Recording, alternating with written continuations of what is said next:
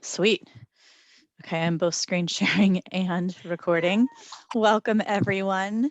This is Corinne out of Northwest Regional ESD Cascade Technology Alliance, and my colleague Jody is here to pitch in as well. So she'll be watching the chat, and also we'll be able to, Jody, pitch in anytime, just unmute yourself. And so this session is on content curation. We're reviving some of these things from spring and fall of 2020 due to this temporary distance learning that we're in this hopefully last wave of the pandemic.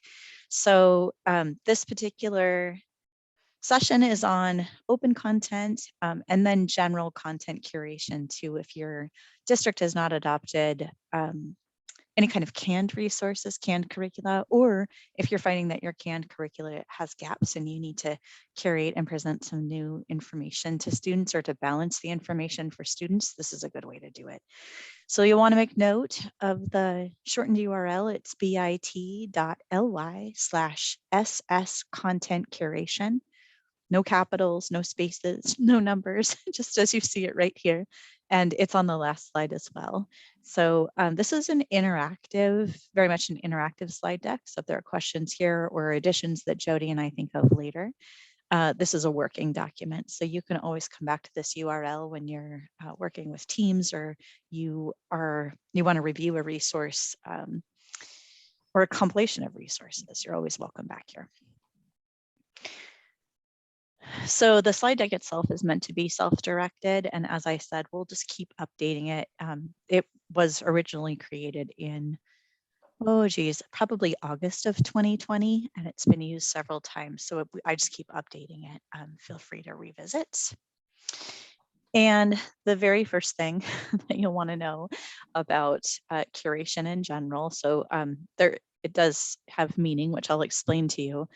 But there's been a lot of chatter in the 2020s and most recently about learning, unlearning, and relearning, which is really the new skills that our kids need today because technology changes quickly, the world changes quickly, and we're learning to pivot very quickly as well, more so than being the recalcitrant sort of Luddites that we tended to be in the past with this pandemic. I think Jody and I have talked a lot about becoming resilient or more resilient.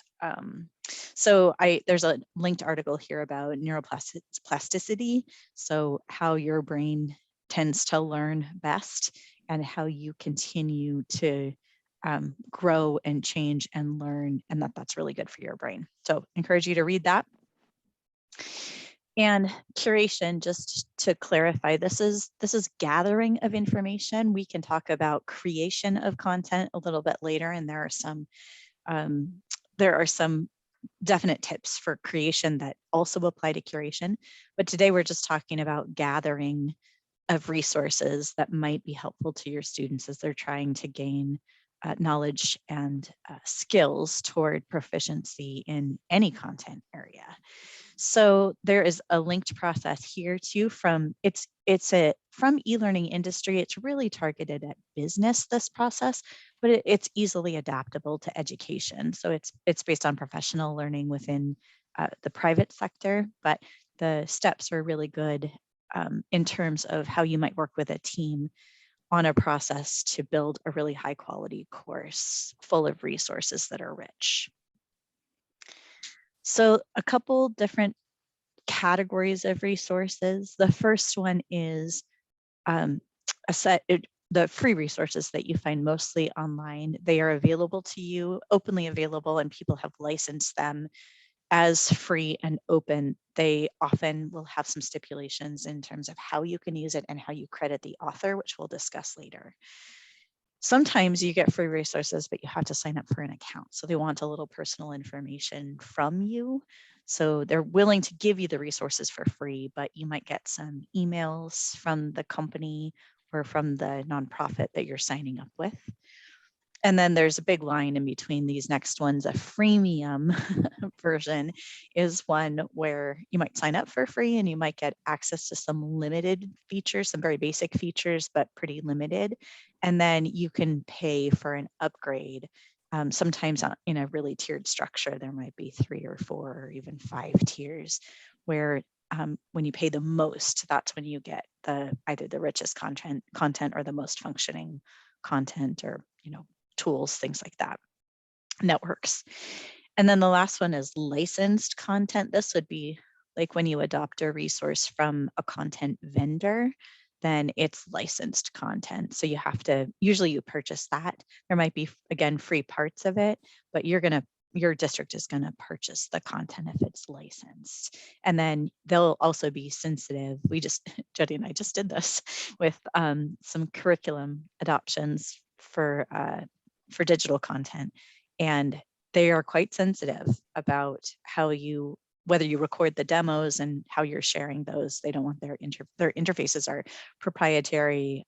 A lot of the times their databases are proprietary as well, or they pay a third party to develop some of those resources. So we are the ones that pay for that.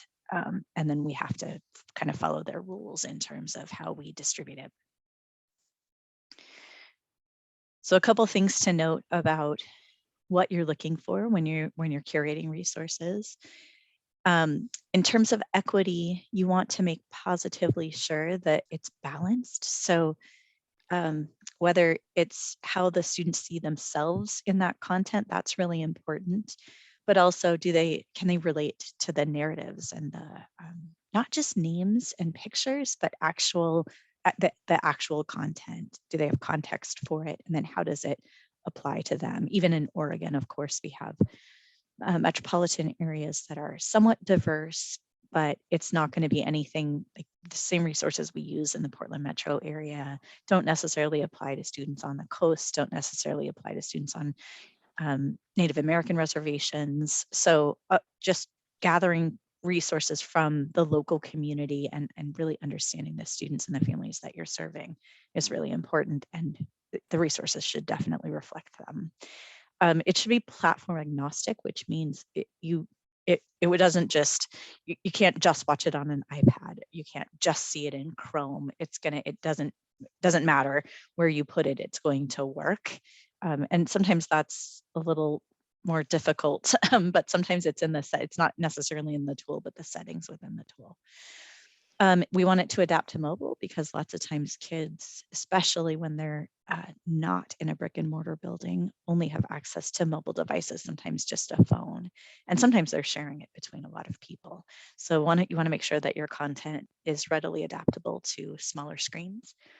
And then we'll talk about Creative Commons a little bit more. The Creative Commons license is really ideal when you're talking about curating resources.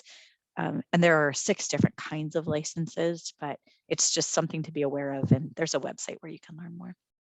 And then lots of resources in public domain, which means copyright is either expired or like the one above, Creative Commons, the author or the creator of the resource has decided that it should be free and available to everyone. So that's what public domain is. So a Creative Commons license, I linked the website here. It's so open source.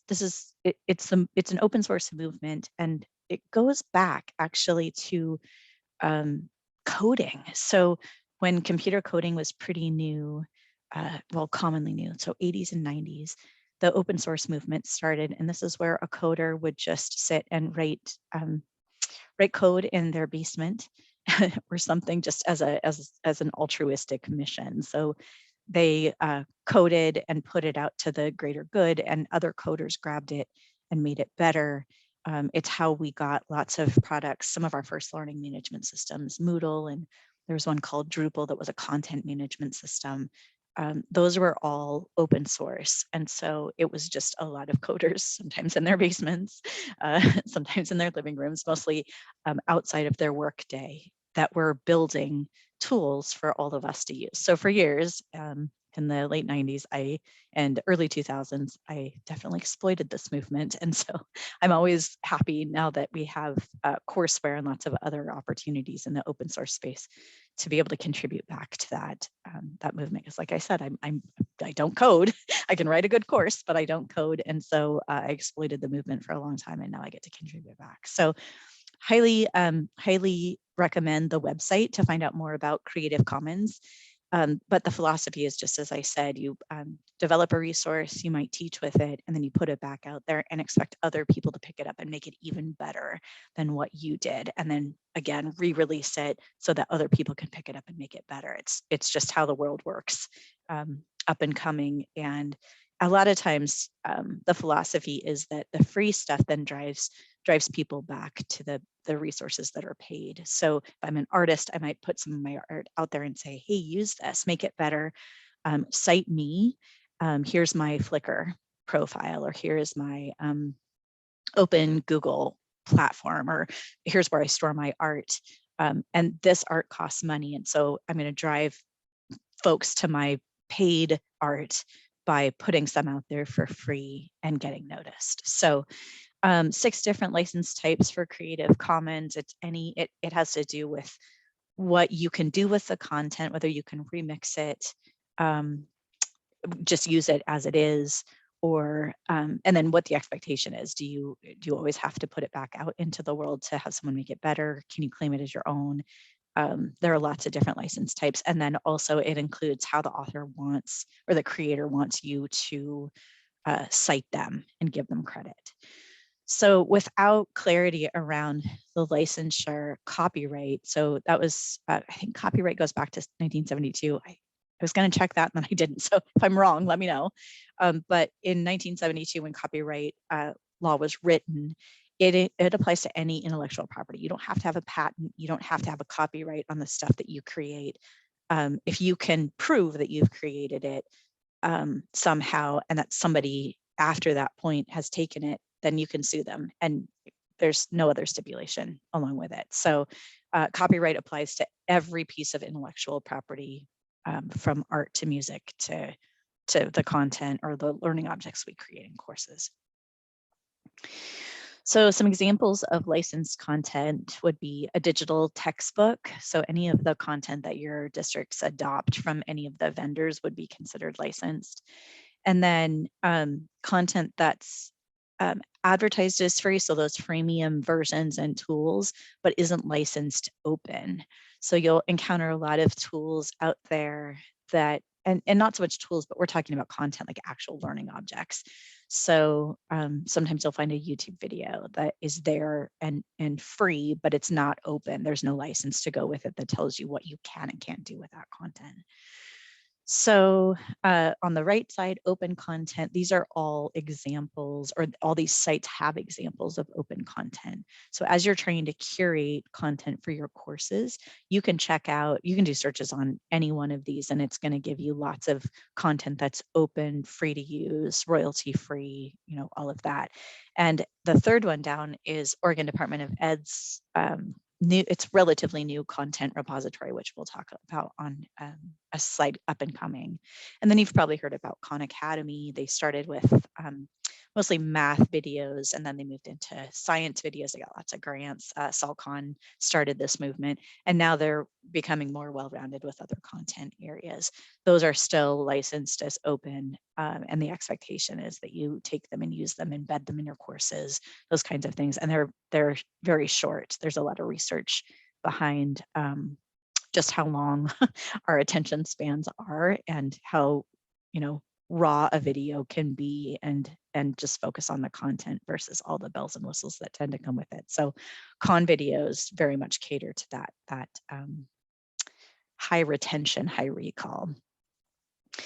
So some of these other things these are all linked, so you can check these out as you're working with teams, or as you're developing your own courses, whether it's in an LMS or Google Classroom, or however your workflow, whatever your choice is for tools for workflow and communication flow.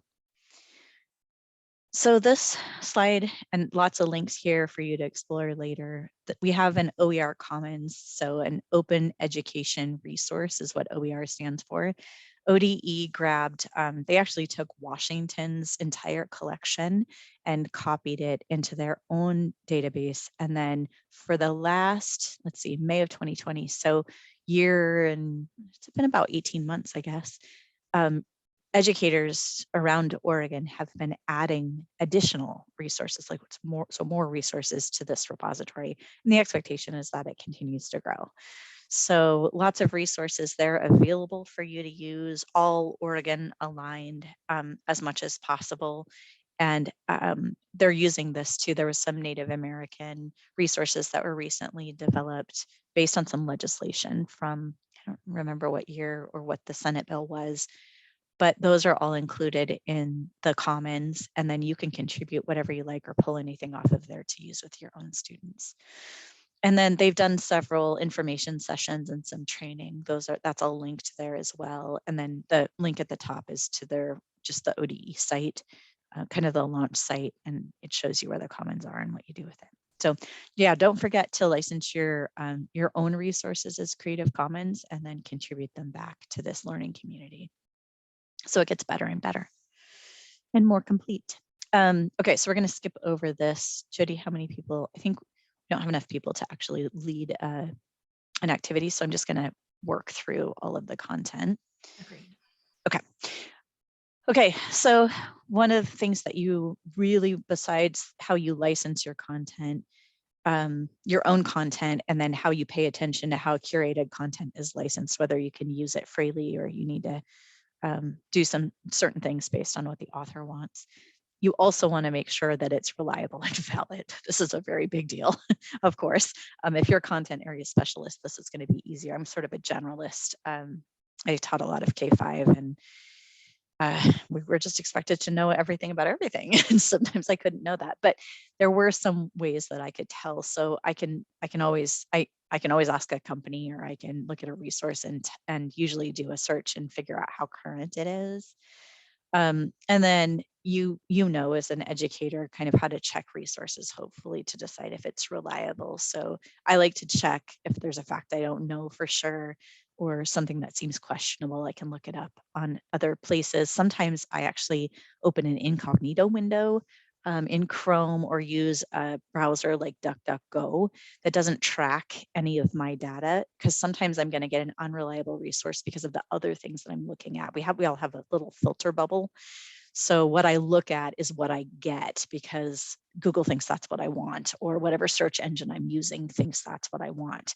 And so it's a little bit of reinforcement, I guess. So you want to be aware of that filter bubble. And then sometimes you want to go outside of it to make sure that the resources you're pulling are really reliable and valid. You want to look at who the author is and whether they have any authority on the content, or on the concepts and skills that are being taught, and then what their purpose is. So I know for a fact that my resources from Pearson might be just a little bit skewed because of the other products that they tend to sell, and they are in it for sales. And so, it's going to be different than a resource out of a public zoo, or pick some environmental Sierra Club or Greenpeace or something like that. So always be aware of where you're getting that resource and what the purpose of the agency that's advertising or creating that resource is.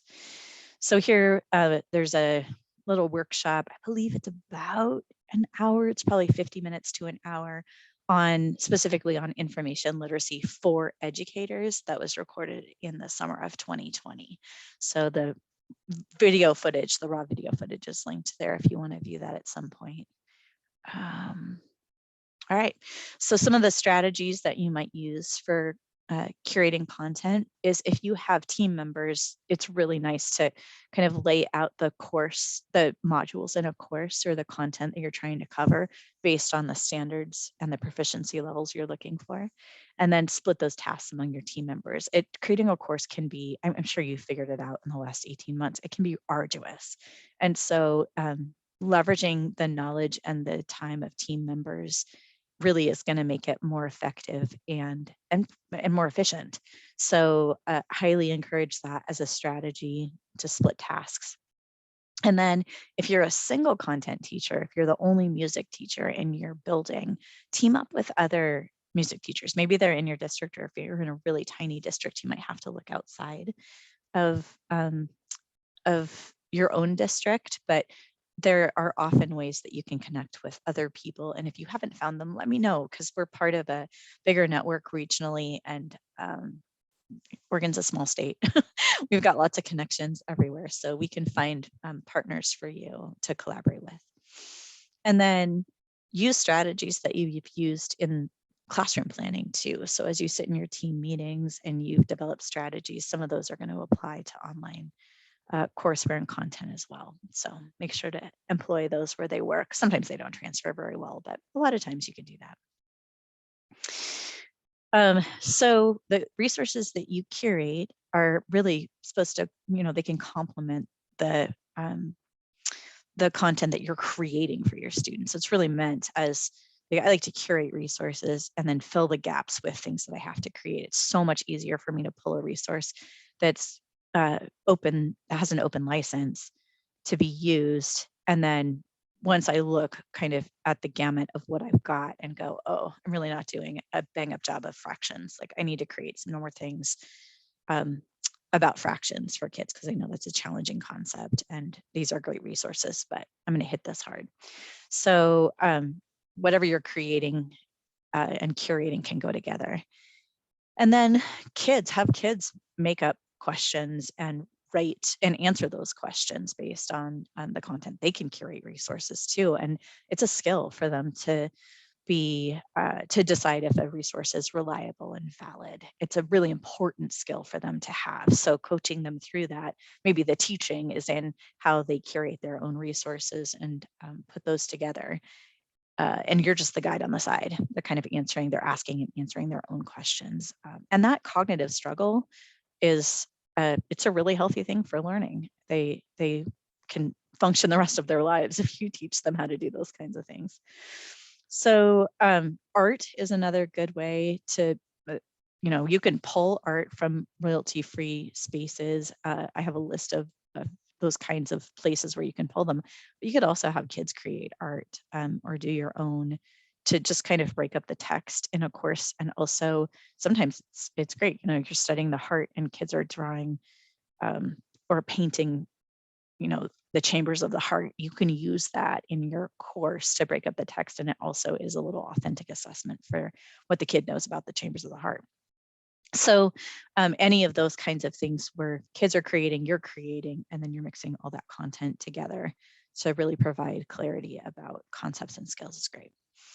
And then, so besides art, doing audio or video where the kids explain a mathematical concept and you record it and you put it up on YouTube or Vimeo, or even just in a Canvas course or in your Google Drive, and throw it in there with other content in Google Classroom.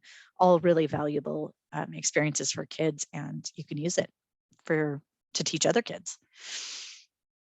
So there are several ways to expand your knowledge about all of this: curation, information literacy, media literacy, curating, like I said, in general. So there are 2 books out. In fact, the Lunch and Learn that I mentioned earlier, the recording on one of the past slides, I think was Darren Hudgens, and he helped write these first 2 books, Fact versus Fiction, and then the newest one is Developing Digital Detectives, and lots of activities both for staff and students on information literacy and deciding if resources are true and reliable and useful.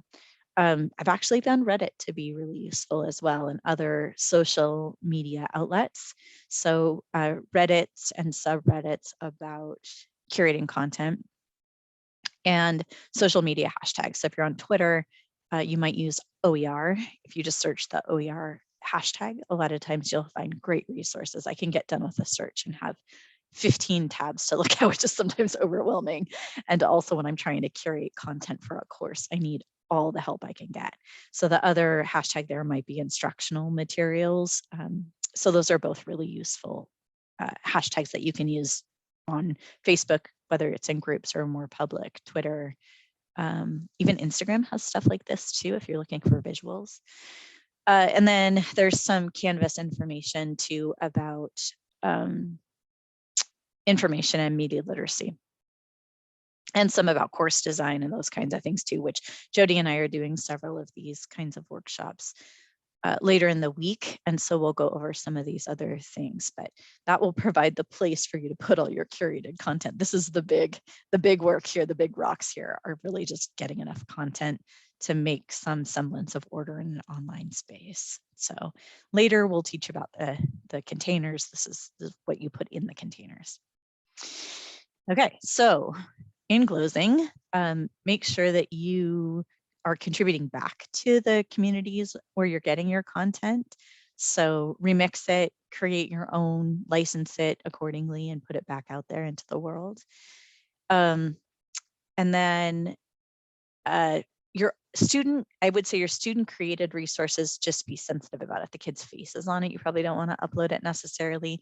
So think ahead maybe and just have their voices on there, or have them draw a picture of themselves and that's what sits in the little corner or something like that. Probably don't want a kid's face. There aren't any, there's no legislation about not having a kid's face on a video, but you want to be sensitive to that. And then no names, anything besides first names. So no last names, no location, geolocation services turned on, no locations in general. And then always, when you are curating, make sure you track who the authors and artists are so that you can give them credit later on. All right, so that's the end. Thank you. I should have put Jody's email on here too. That one's mine. If you email in with suggestions, or if you have questions later, we'd love to hear from you. And then that URL is the shortened link to get to the slide deck that I just was using. And like I said, that's a living document. So bit.ly/SS content curation. So thanks for joining us today. Oh, good. Jody did put her email in the chat. Thank you. I'll add it to the slide deck, Jody.